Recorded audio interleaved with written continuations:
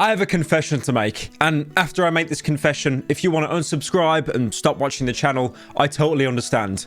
When growing up, I was an Xbox fanboy. Originally, I started out on the PlayStation 1 with classics like Spyro the Dragon, Tomb Raider, and the McDonald's demo discs, which were like these demo discs you can get with a Happy Meal. It was a long time ago, but then something terrible happened. I was drawn to the dark side of the Force, and instead of getting a PlayStation 2 like everyone else at my school, I got an Xbox. And because I basically had like no money growing up, it was always the second party games or games that came out like 4 years later. For example, Serious Sam, Blinks the Time Sweeper.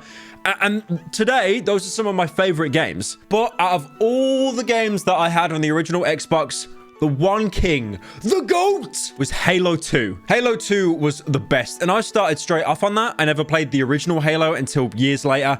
Halo 2, a lot of people will say, is the best one, maybe because of the voice acting, the graphics, the scale of the levels, the story.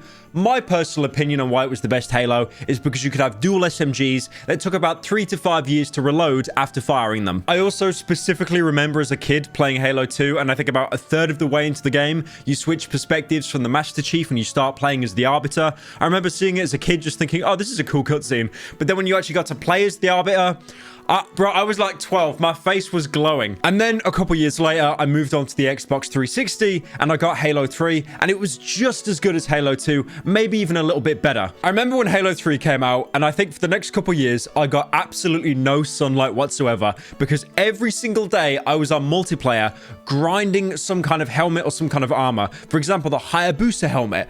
But the armor that everyone wanted was Recon. This is a pretty common thing in video games, but if a developer joins your lobby, they'll always have some kind of like, you know, unique ability or armor that no one else can get. And in Halo, it was the Recon armor, but there was flame coming from it. You could get the Recon armor, but oh my god, it was one of the hardest things to do. Essentially, to get Recon, you had to do a bunch of challenges in Halo 3, and then its spin-off, Halo 3 ODST. Now, some of these are pretty easy, like get to Lieutenant rank in multiplayer, that's fine. But then there were these horrible, impossible, just cruel ones. Like, for example, beating the final level of Halo 3 on Legendary, 4-player co-op, and you had the Iron Skull on, so if anyone died, it'd be a hard reset for everyone. That doesn't sound too bad now, me being into my 20s, but, you know, as like a literal 14-year-old, I just thought, I have no friends. How am I going to get 4 people together to do this? A lot of people aren't going to understand where I'm coming from. Some of you, your childhood game is probably Fortnite. I weep for you. All right, let me think of a comparison. Okay, the Recon armor is about as rare as the Galaxy Fortnite skin. You know the glowy one that you got with the Galaxy? It's about as rare as that, okay? I hope that puts it into perspective. You're probably applauding at the monitor now. Bungie made an amazing franchise out of Halo, and they are probably half the reason I'm as pale as I am now. Apart from the campaign, the multiplayer, you had the infection mode where, you know, you'd have infected Spartans that'd be chasing you with energy swords. And I remember this exploit that if you crouched and didn't move, you actually wouldn't appear on anyone's radar. That saved me a lot of times. And not even including infection, Forge mode. Oh my god, like even if you didn't have an Xbox, you definitely heard of how amazing Forge mode was. Being able to make your own maps out of physics objects, props, place spawn points. I lost hours making these amazing maps in Forge that no one would play. And even the community loved it. For example, Halo 3. Okay, I'm going to say this now. Halo 3 Foundry boys, rise up. Please, get out of your chair. Get out of your chair and shake my hand right now. Shake my hand. Halo 3 Foundry on Forge was just where most people lost their entire childhood for the best reason possible. There were so many custom-made maps that I would spend hours on as opposed to the actual Halo playlist that Bungie curated. I remember there being Infection, like I talked about before, but there were also other things like Jailbreak. I never had like a PC growing up, so I didn't have access to Counter-Strike or Gmod or anything like that. So you'd have to contend with Halo. Halo Jailbreak, having a bunch of like squeakers being jail guards. It was hilarious. I mean, I was a squeaker myself, but anyways. But all good things must unfortunately come to an end. There's a yin and a yang, and for every good thing, there has to be a bad thing to balance it. So when their contract expired, Bungie left Microsoft to go work on Destiny instead. Their last Halo game was Halo Reach, and again, that was another masterclass. I wouldn't really say it's better than Halo 2 or 3. It's definitely up there, though. If Halo 3 and 2 are an S tier, Reach is an A tier, easily. But who was going to take over Halo now that Bungie left? well, 343 stepped in. And do I even need to go on? We know this story. Now, there are so many examples and so many videos talking about how 343 ruined the Halo franchise. They got greedy and somehow lazy at the same time. But no one talks about, okay, no one talks about this, and this annoys me. You know that whole little anecdotal story I talked about how hard Recon was to get? You know, it was this like, you know, the trials of Hercules, how difficult it was. And finally, if you had Recon, you could show it off in front of people. 343 saw what Bungie did and they thought, nah, you know what, put an effort in? Nah, I don't think I will. And they just put it behind a battle pass that you could buy tiers for, by the way. So unironically, it is no longer simply a difference in skill. It is simply a difference in someone else's wallet size. We talk about species going extinct or near extinct every other day. For example, white rhinos, tigers. But people don't talk about 343 fanboys because they're pretty much extinct at the minute. You've definitely got a few deluded people on Twitter that will still defend them into the grave. But 343 have inherently ruined the entire Halo franchise. For example, the Master Chief Collection, a collection of Halo games that 343 did not even make. Bungie made them. They put them into a package, put them online, you know, with like the same playlist. You could find people, play with each other. That didn't even work. For like at least a year after release, it was so impossibly difficult to find a single game. Games would desync, and usually you get a black screen like you get in the Xbox 360 Red Rings of Death. Now, I'm pretty sure we're all aware of the disaster Halo Infinite was, especially on launch. The campaign was mid. That was the best part of it. The campaign, it was inoffensive. They turned it into an open world format, even though there was only really one biome. It's just grass and trees. There was no urban city from Halo 2. There were no, you know, flood-infected planets like Halo 3. My personal problem with the Halo Infinite campaign is because of the lack of variation. I just got really lethargic of it very quickly, you know, like a Ubisoft world format. The thing is, I said this in my Far Cry 3 video I made years ago. If you give me the ability to do anything I want from the beginning, I will always do all of the side content first. Always. And I feel like this is a 50-50 thing. You can blame me for being such a degenerate and doing that, but also it's the game's fault for giving you the ability to do that because, you know, the entire staple of an open world game is tackle it any way you want. Now, the thing is with the Halo Infinite campaign, it didn't reinvent the wheel, but it was an inoffensive campaign. It was just Halo, but it was open world. Basically, they turned one map from the first Halo, the cartographer map, into an entire game. The problem people had with the campaign is 343 turned around and said, split screen? Nah, I don't think I will. But then you actually had a bunch of modders that went into the game's code, and they were easily able to implement split screen. Now, there is actual co-op in Halo Infinite's campaign.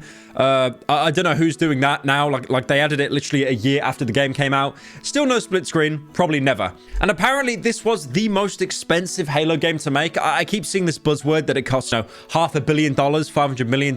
That's been shot down multiple times, but still the budget was confirmed to be at least a couple $100 million. And 343 thought, with all that money, how do we make it back? So the multiplayer turned into this huge fest of, you know, item store, battle passes.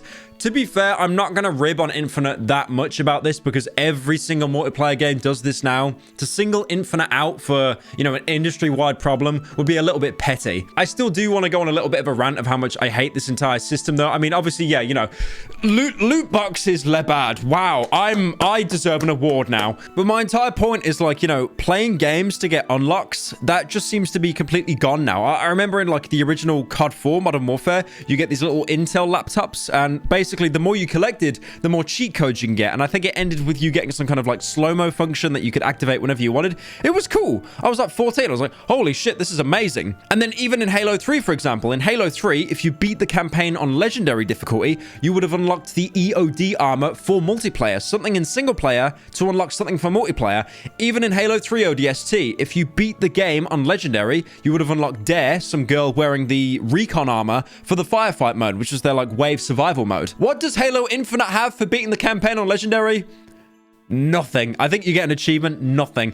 And I think there's like a cutscene as well, an extra cutscene, but that is synonymous with Halo. Beating Halo on Legendary would always reward you with some kind of bonus cutscene. 343 didn't invent that. I think honestly, what killed Halo for me is none of the above, even though they're completely valid. This is more of a petty reason. They removed voice chat completely. You can still speak to people on your team, but there is no way to trash talk with the other team. Most games, you can't talk to the other team, like, you know, directly through voice, but usually at the end of a game or like a round swap, you have that slight 7-second window to speak as much shit as you can to the other team. And even during that, usually during a game, you can, you know, type in the voice chat, go onto global, and talk shit there. You can't do any of that in Halo. Instead, if you completely body a team, you can't hear them get angry. You can't hear them cope. You just see a bunch of, like, devoid, emotionless Spartans doing some kind of, you know, emote that they bought from the item shop.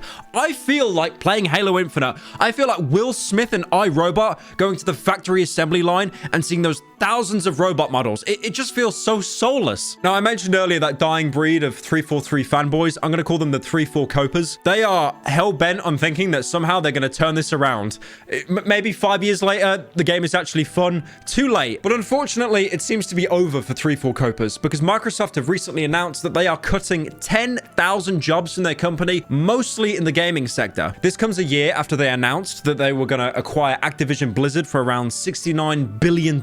So it's pretty obvious they're trying to cut some chaff to make some room for this huge company they're just going to gobble up. Apparently, the cuts have hit Bethesda Game Studios because, you know, they work under Microsoft. They're a subsidiary now, and also 343. And apparently, it has hit 343 insanely hard. Apparently 343 weren't hiring new people, and the people whose contracts expired, they just up and left. And also Joe Staten, a higher up exec who joined 343 to try and, you know, help steer Halo Infinite into its completion, he's left now. He's joined back with Xbox Publishing. It's not looking good for Halo bros, I'll be honest. I really thought that, you know, the dust had settled, it got a bit quiet. Maybe there was a slight chance they could turn this into a No Man's Sky situation. They turn it around, they win back the community. Halo 4 wasn't that great. Halo 5 was bad. This is somehow a new low. Remember that series of videos I used to make like 4 years ago? Like X person has hit a new low. 343 has now hit a new low. My final point to prove how terrible Halo Infinite is as a product. Halo 4 and 5 had this. They had this. Halo Infinite does not have this. I rest my case, Your Honor.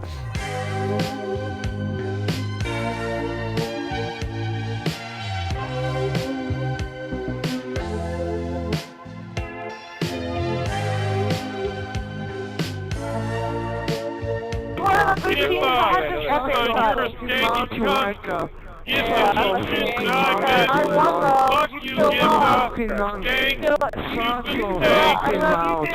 you,